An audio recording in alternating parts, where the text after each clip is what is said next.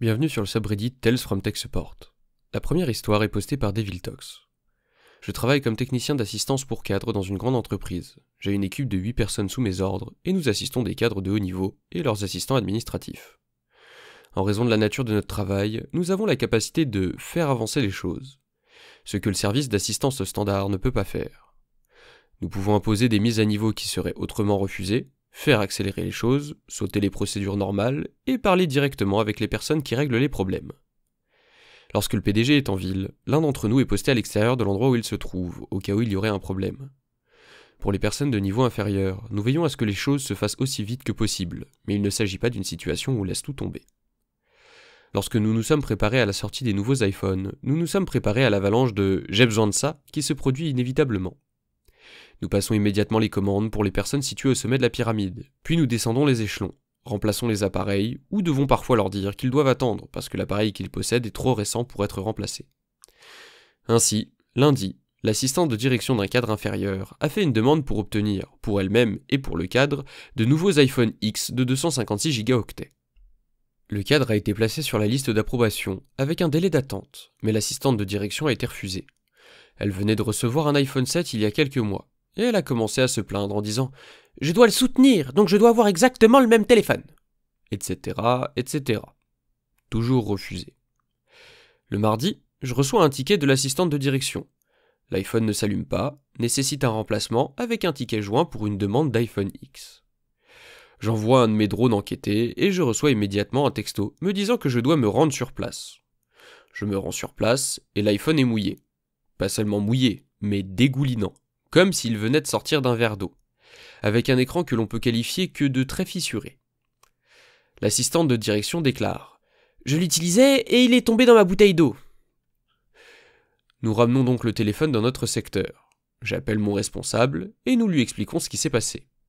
Nous l'avons essuyé et lorsque nous le retournons, de l'eau s'écoule de l'écran fissuré.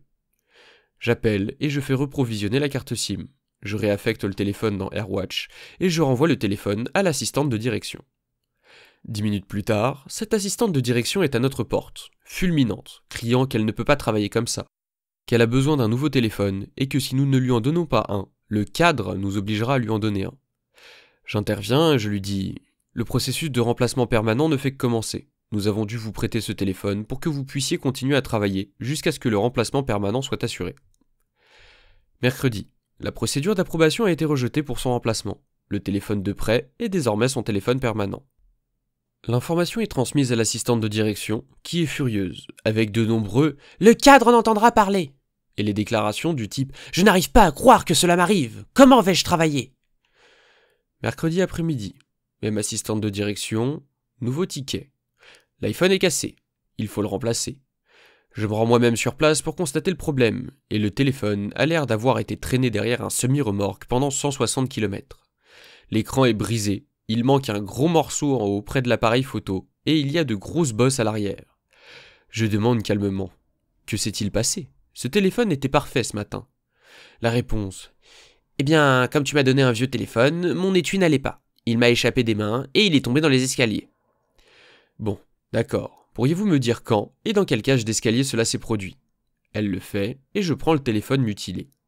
J'attrape mon directeur, et nous nous dirigeons vers le bureau de la sécurité, et nous sortons les cassettes. Sur la vidéo, on voit l'assistante de direction monter la cage d'escalier. Escalier en béton, rampe en métal, cage d'escalier de service typique d'un grand immeuble, quoi. Elle arrive en haut, et lance le téléphone comme on lance une pierre, du 6e étage jusqu'au palier du milieu, où il atterrit. Elle le piétine et met un coup de pied qui envoie le téléphone au 5e. Il cogne la porte coupe-feu en métal, puis elle le ramasse, l'examine et le lance dans les escaliers jusqu'au 4e étage, rebondissant sur quelques marches avant d'atterrir sur le palier intermédiaire entre le 5e et le 4e étage. Elle ramasse l'appareil et enlève une grande partie du téléphone. Nous pensons qu'il s'agit du morceau manquant sur la caméra. Puis remonte les escaliers en heurtant le téléphone contre le mur en parpaing pendant qu'elle grimpe. Nous prenons donc une copie de la vidéo, nous nous rendons directement aux ressources humaines. Nous nous asseyons avec le directeur du personnel, nous lui montrons la vidéo, nous lui montrons les 2 iPhones endommagés, nous lui montrons les tickets. Je transmets les insultes lancées à moi-même et à mes techniciens sur le fait qu'elle exige un iPhone X, et qu'elle a pris l'habitude de détruire des biens de l'entreprise pour l'obtenir. La résiliation suit, mais l'assistante de direction est rentrée chez elle pour la journée. Ses comptes sont désactivés, son badge de sécurité est signalé. 7h30, aujourd'hui.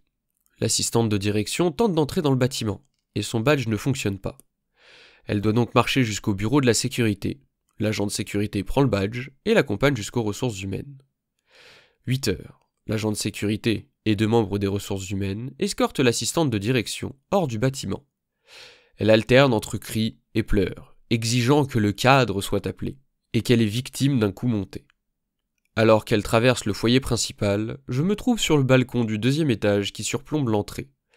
Elle me regarde, me maudit, et disparaît.